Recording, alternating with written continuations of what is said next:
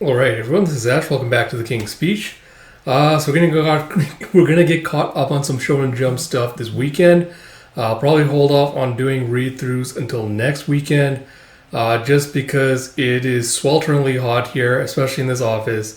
I don't want to have a fan running right now, which would be kind of distracting. So we'll get around to Shonen Jump stuff today, and then hopefully once things cool down next week, I'll get back around to read-throughs and stuff again like normal. But in the meantime, there's still a lot of good stuff coming your way. So if you haven't already, please do like, comment, subscribe, all that good stuff. Without further ado, let us dive into with Kaiju No.8, Chapter 126 by Naoya Matsumoto. So we pick up where we left off last time with the Maikari era Kaiju having been dropped into X marks the spot, with target point reached as Kafka screams out Mina. And you see her, she's in her giant railgun with uni-organ loaded, calibration systems all green, barrel cooled, erosion stage 3, fire. And as you're just letting off a gigantic shot. As you have a translation by David Evelyn and lettering by Phil Christie. And you have Okanoki going, go! Of course. And you see number 9, I'm just going to call it number 9 for ease, opening its mouth as he sets out its own little laser beam to deflect Mira's attack against it. And you see everyone kind of reacting with shock and surprise. And you have the damn thing counterattacked? Is it against Karanos? I looked it up, so apparently Karanos, the origin word for it is thunder or lightning. It's from the Greek. So it makes sense with the railgun, that's the name they gave it. I think it's also that apparently there's a tornado or storm agency in France that has the same name for it, which I just thought was kind of funny. But you have going, I can't believe him. And Mina's like, hold! As you see, it's just as you see it holding back the blast. And you have short detected in 3rd and 9th circuits. Barrel heat rising rapidly. As you boost. It's like melting has begun. Captain Ashuro, evacuate. She's like, I won't last much long. And you see above number 9, you see Kikoro coming in with her axe again. As she's like, please, numbers weapon 4.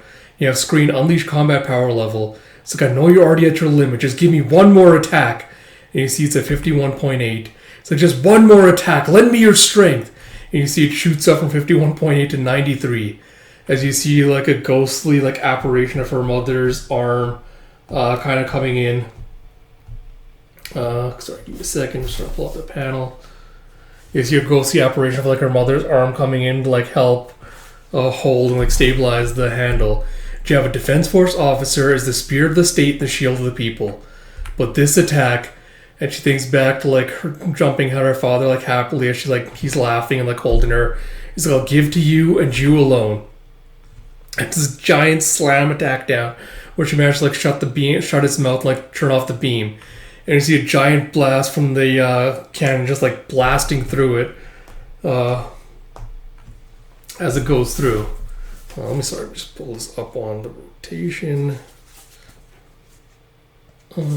Yeah, seeing getting blasted apart. And then you have, please, Kafka Hibino! And you see Kafka lands right next to the corpse that you all offered up to him on a platter. As he goes, leave it to me. And he charges up his fist to land it. So I guess quick thoughts on this chapter. Again, not much more to say. I really, really hope we are getting to the climax of this fight in this series. Because at this point, I'm just so tired. Every single chapter that ends on a cliffhanger just frustrates me because I just want this fight to be over.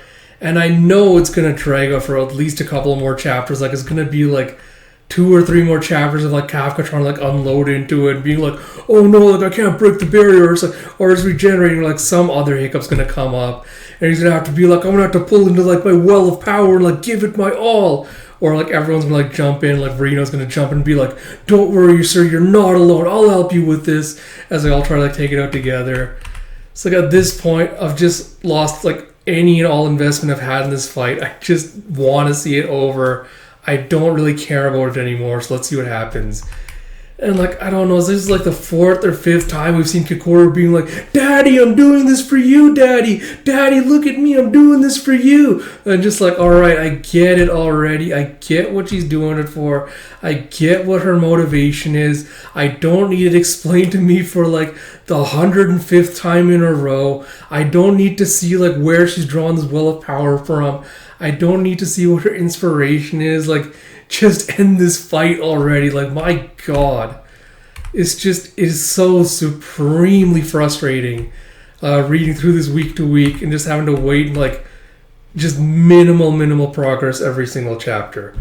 We'll see what happens with this. But like, honestly, like if this series does end up continuing after this fight, I feel like I'm just going to stop doing the reactions and drop it because I'm kind of burnt out on Kaiju at this point. We'll see what happens. It's still too early to tell what's going on with that.